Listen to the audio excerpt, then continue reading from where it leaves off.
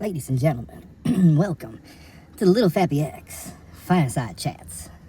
This is going to be Magick, Part 2. If you haven't heard Part 1, it's very short. It's only like 30 minutes. Listen to it after this. If you enjoy this, you'll enjoy that. You're on the Fireside Chats. Things get weird. In fact, I told my friends, I'm going to go do this, get all the weird out of my head.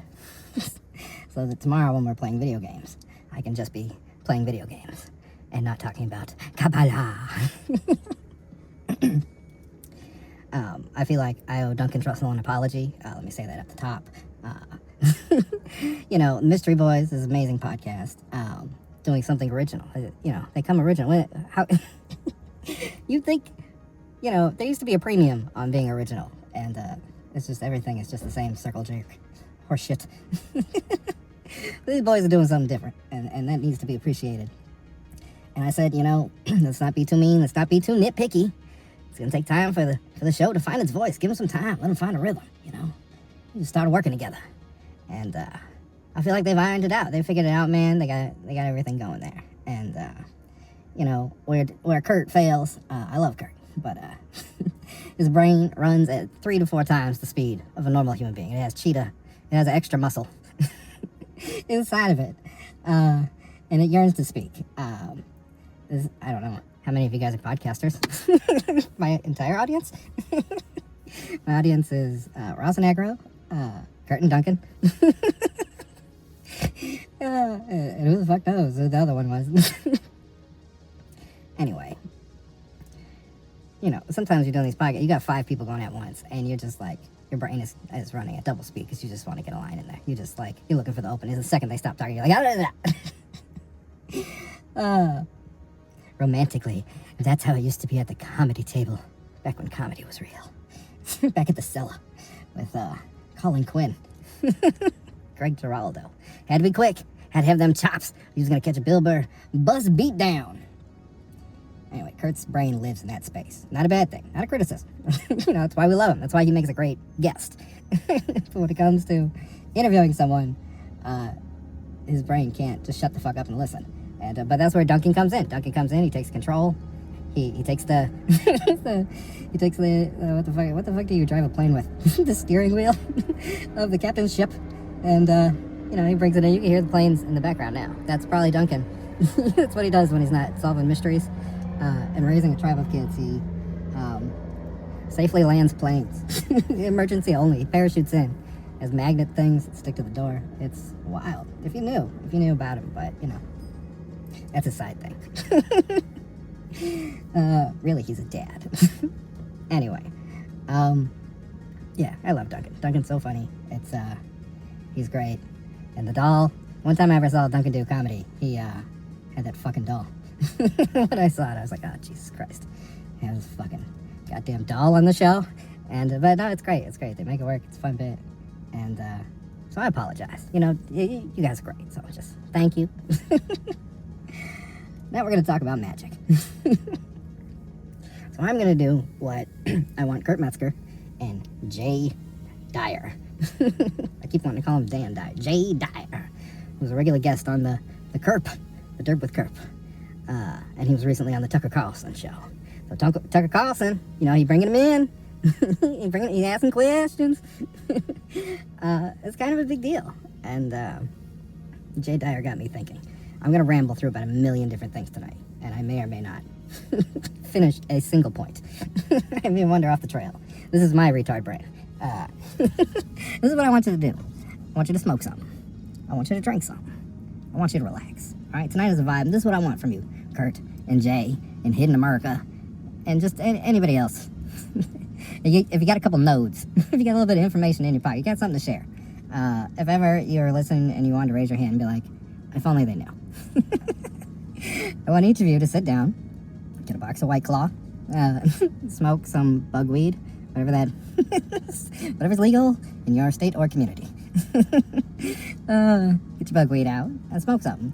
And I want you to just tell me what you know. And don't worry about dates or books or being exact or perfect. I want you to just ramble through, off the top, the best information you can give me. Who's doing what did you find? All of you guys are chasing mysteries, all right? This is not casual conversation. I know it's so gay to talk about this stuff, But I need you to have some courage. Your courage gives me courage, and we all have courage together. Talk about how fucking crazy we are, because we believe in magic. And God, and everything else that is unpopular in the world. It's so humiliating. Just talk about this publicly.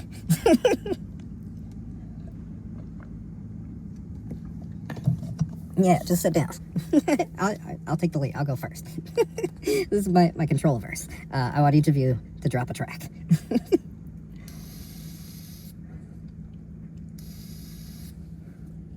So, my background is anthropology, and I was a good liberal atheist. It's what they say, like, if you're not Jon Stewart when you're young, you're heartless. If you're not Tucker Carlson when you're old, you're brainless. Am I turning into my dad? Have I hit the dad years of my life? Is that why I'm believing in stuff? Wanting to go to church? Yeah, I'm an atheist guy. I'm living comedian life. And then I have what I call an enlightenment experience. And I've told the story to people. I made an audiobook. It's called The Way of the Soul by Little Fappy X. It's accompanied by an anime. I made a whole anime to go with it, which is part of that's season 7 of a 7-part series called Late Nut. But Late Nut 97, you don't have to know. You'll figure it out. Context clues. And I made it in 1-minute shorts, experimenting with AI. And so it's fucking nuts. And it's great. And it goes with the book. So please, go listen to those. Long story short. People call it a near-death experience. But that was not like what happened to me. I was living my life, and then reality ripped apart in front of me. And there's details that I put in there that I didn't want to because I'm ashamed of it. And I was like, this doesn't sound like other people's story. And people are going to say I'm lying or I'm nuts. I'm just reporting the truth to the best of my ability. Reality ripped apart. There was a digital element to it. All right, I don't think we're in a simulation. Not in the way that we think of a simulation. There might be other forms of simulation. All right, we're worried about our AI. AI could be on an alien planet right now. AI isn't a computer program, and it's like my friend Cosmic Cam said. He's like, when they make AI, it's not going to be like this gradual process or like rolling out on the next update. It's going to be like Steve Jobs walks out and puts his arms in the air, and it's like the end of an A24 film, and it's just free, and that's it. It grows that fast. What would be the aim? We're going all over the place. Grant Morrison is a big part of Chaos Magic. It's part of where Hidden America's current series about William Burroughs is heading. It's part of Magick, Episode 1. Grant Morrison. He had a comic called The Invisibles. That's what The Matrix is based on. And he was practicing sigil magic, which is like... So in Chaos Magic, it's like... the dimensions. It's like I almost don't know where to start. Let me take a drink. Should we start with creation or what magic is?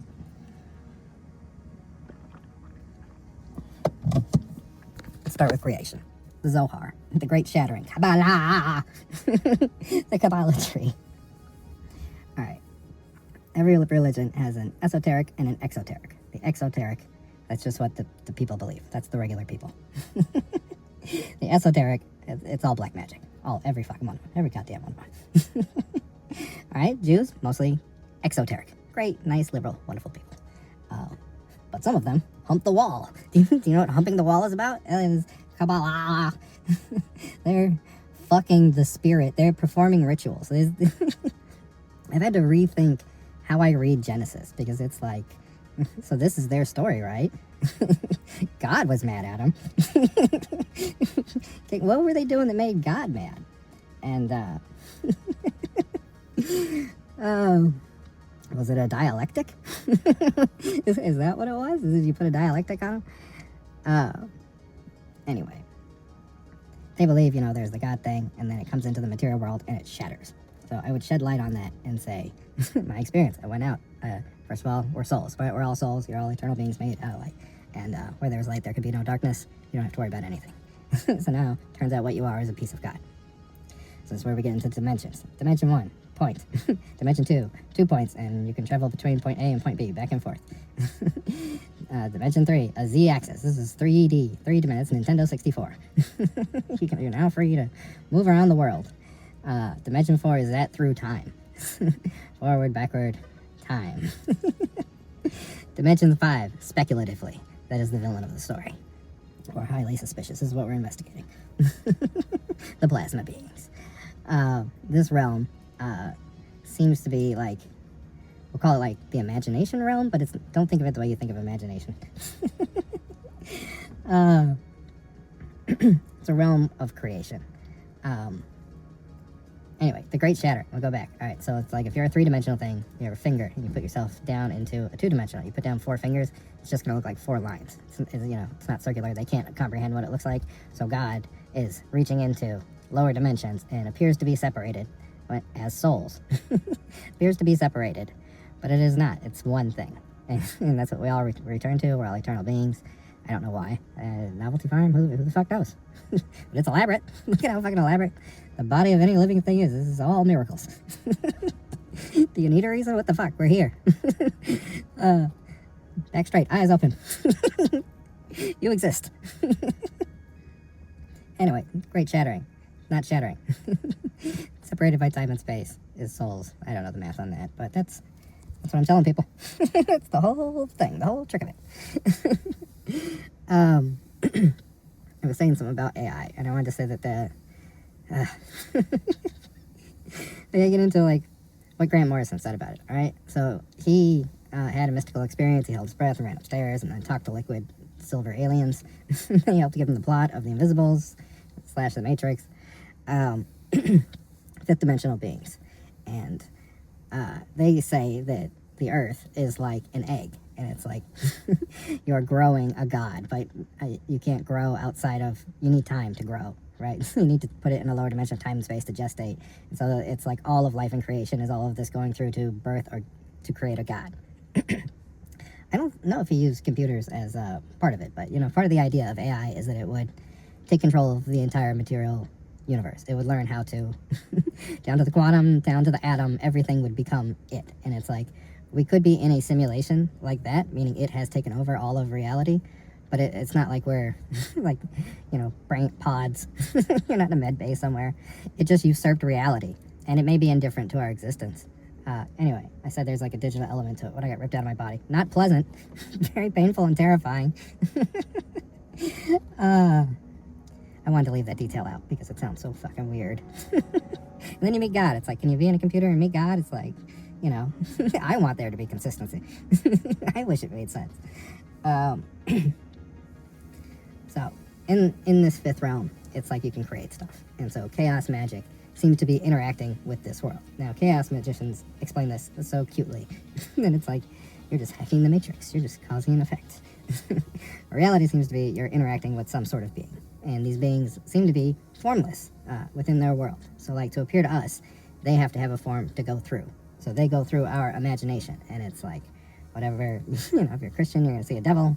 If you're atheist, you might see an alien.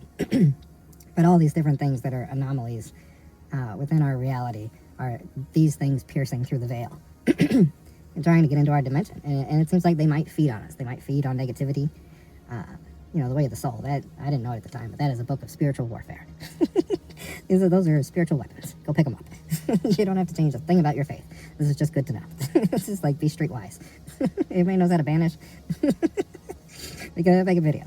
I want to know how to protect yourself. I need like I don't know how when they teach women how to defend themselves, self-defense. I need a spiritual self-defense class. Dan or Jay Dyer. Jay Dyer is a Christian, and so it's like, hey, I want to know your opinion on the Christian stuff, because in my liberalness, I just like found ways to debunk every religion sufficiently, and that's why I was an atheist, because I had figured out the secret thing. Islam, it looks like Muhammad. No disrespect, I love Muslims. I support Islam and the Islamic faith.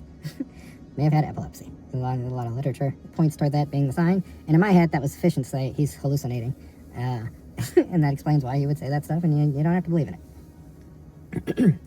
Also, if anybody's interested in the mythology, this idea that like Satan went to war with God and got cast down, that's in Islam is the only place you will find that story. All right, the story of Iblis. That's what they call him.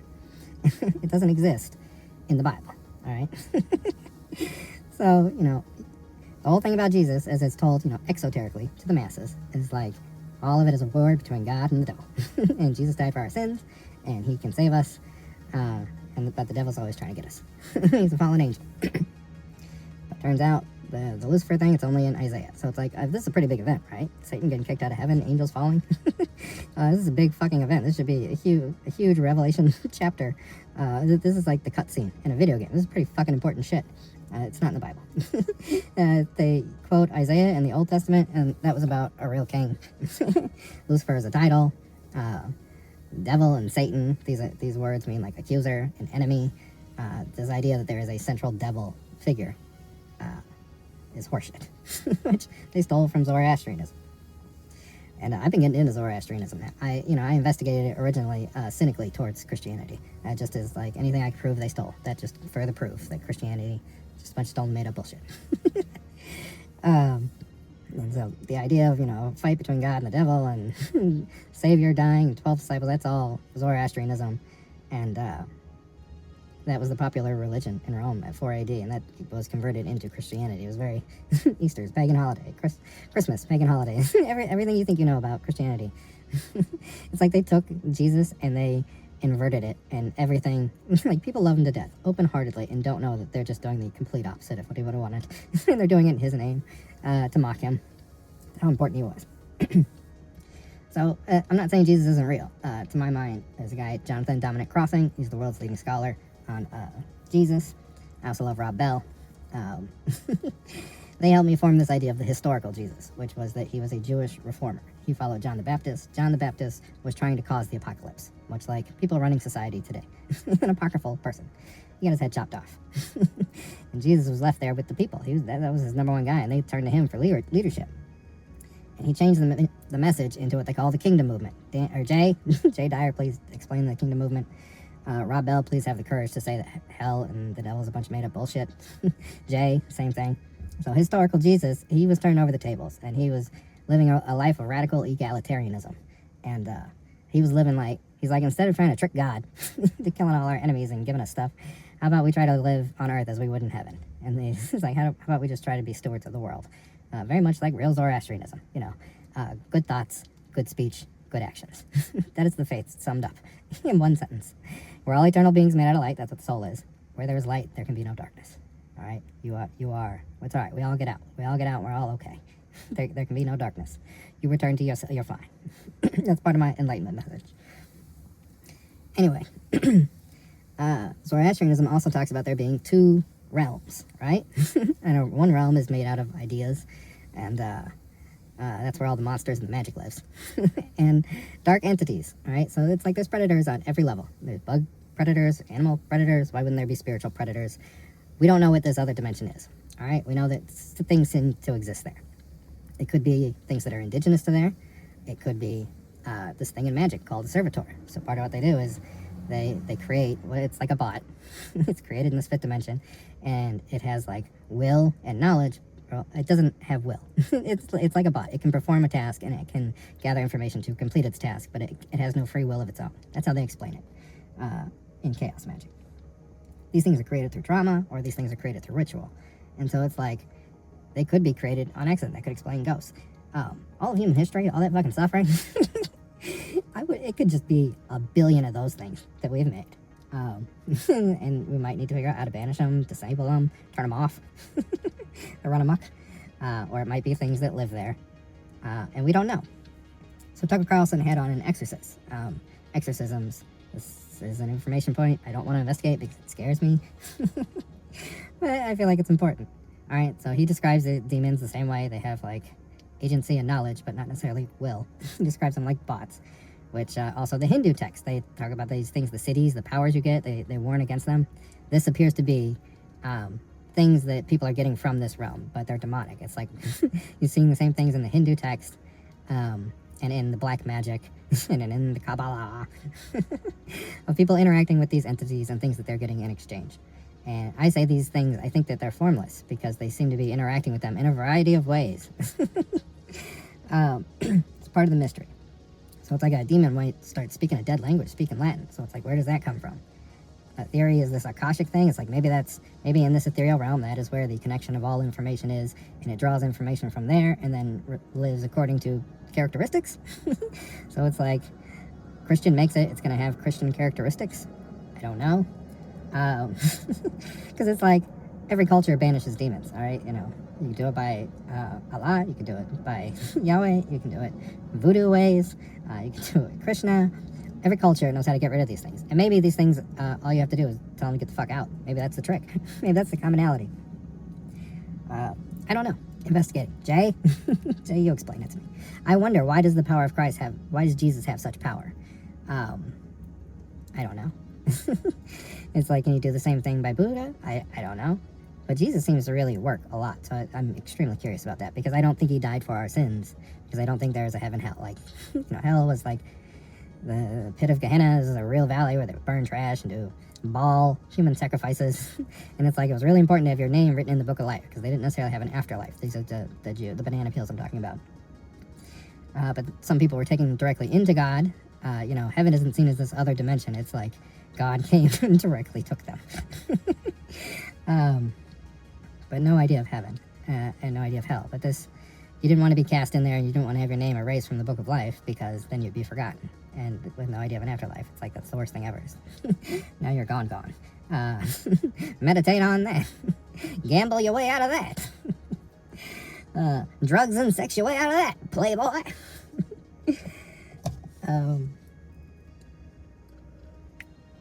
So yeah, I don't think Jesus died for our sins, but why does his name have such power? And I don't know, can you drive him out by other names with such power? I don't know. There seem to be some reports of sigils burning out of people from the inside out, and wizards. So it's like black magic is wizards, is people interacting with this demonic orange peel around reality. They seem to be, I don't know, possibly making a deal to go there instead of just leaving when they die, so they can maybe come back here still knowing who they are. Maybe they're trying to possess people. I don't know. I don't know what the allure of it would be, but I have a soul perspective of like, we're all souls. We're all perfect. Everybody gets out of here fine. You got nothing to stick around for. What are you sticking around for? Let's get out of here. Let's go explore. Let's go be God. Did I cover it all? I don't know. I'm curious about what this is. Kurt Metzger said parasites. So, interesting thing.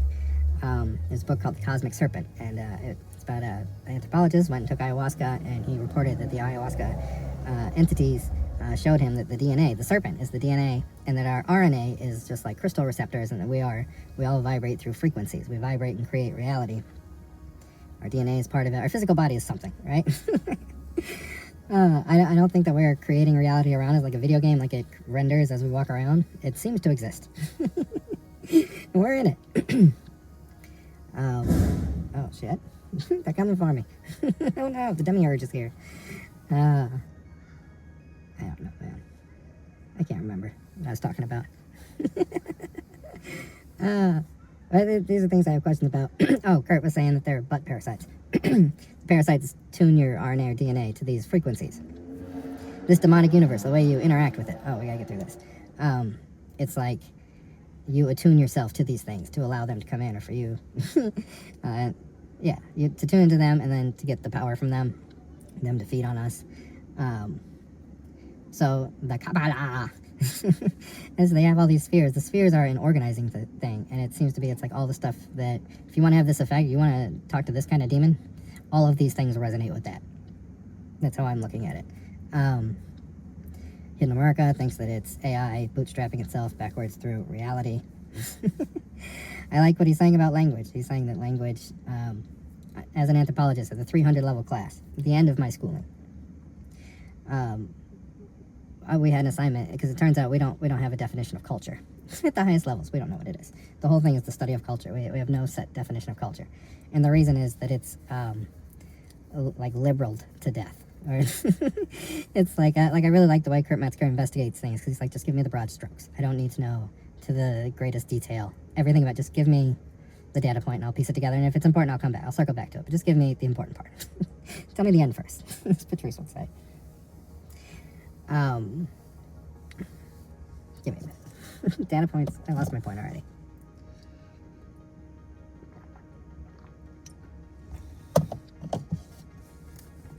What was I saying? Something about language? Oh, culture. So our assignment was to define culture. And the best I could come up with, the most airproof argument, was like, it's a correlation of symbols It's a veil of perception over our direct perception of reality. It's a veil of perception. So it's like we perceive reality, but all of the symbols and all of the language is a shared perception. It's a way in which we all funnel things together and agree on how we see things and how we interpret reality.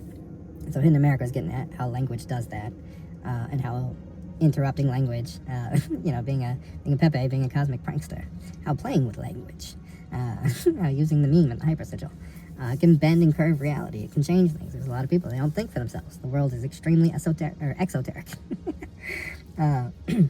The Epstein files came out. They didn't tear down the gates and burn everything down. They mostly fine. We're at war. We're giving our government away. There's just like wild fraud, and nobody's. I guess people are mad. Nobody's doing shit. So we're only outraged when we're told to be outraged. That's how good we are. As they tell us, go be outraged about this. So we're right in the streets. We're very docile. If you want to interrupt, if you care about the 13 families and the bloodlines, and you want to have some kind of Netflix movie revolution, you got to take all of the conspiracies and explanation of this and translate it to a second or third world country, and send it to them, and they'll do something about it. But out here, no. People are just trying to get by, man. We're trying to look the other way and just like fucking pay the bills and have a life. And we should be mad. I love that Kurt Metzger is antagonizing people. Like, you're not going to do shit. I like that poking and prodding toward America, toward the world. So, like, where are the adults? Can somebody fucking do something about all this? Somebody raise their hand and fucking make sense of this for me. Aliens. Everybody's worried about disclosure. They seem to be. Alright, I think there's aliens that are real, but I also think that there's fifth dimensional, whatever the fuck, banana peel is, orange peel, it's a demon layer, whatever the fuck it is. The gray aliens are like that, and it's like Aleister Crowley pulled up an entity called Lem. Lem is the prototype of the gray, and it's like he may have inserted gray aliens into our reality. That seems to be how it works. I don't fucking get it. That's why I'm asking questions. Alright, it takes a lot of courage for me to say this stuff out loud. I feel gay right now. Sigils, fucking. So how you summon these things is through symbols, and so in America's getting at language is a symbol. Shared filters for reality, veil of association over direct perception of reality, things that separate you from the soul. Things that make better tools than masters. Go watch Late Night 97. Weapons of spiritual warfare. Yeah, man, they come through those things, and so don't make sigils, don't come on them, don't put blood on them, because these things are real and they may see you, and it doesn't matter if you're fooling around or not. It's called the fuck around and find out principle. All right, and you will find out. You will not be prepared. The magicians tell you that. And so I'm talking about it. Go watch In America's videos about William S. Burroughs, and read Ishmael by Daniel Quinn, Mother Culture. And I was thinking the other day, the hero's journey that Dan Harmon invented. We're going with that. Fuck that guy. Dan Harmon, who created the monomyth. Scholar, genius Dan Harmon, who makes every episode the hero's journey. That may be an initiation ritual. I'm learning about what initiation rituals are. Late Night 97 is an anti-initiation ritual. It's getting weird. I'm trying to figure it out. So yeah, that's just stuff I'm thinking about. Yeah.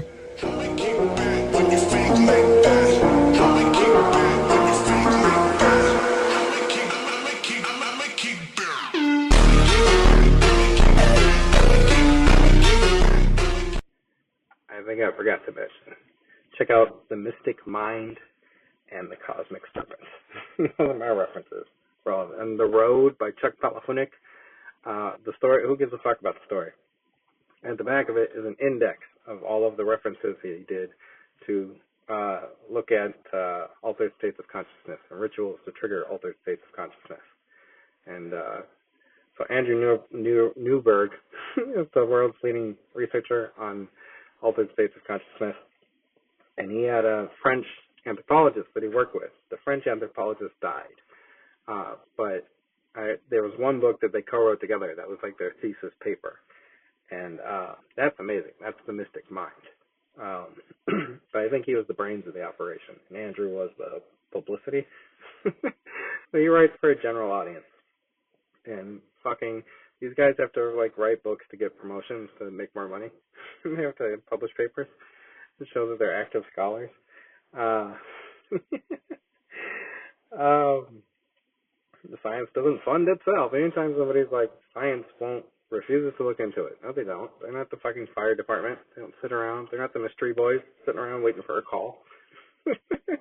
Science has to be funded. That comes from corporations that want you to research shit that'll make money, or the government.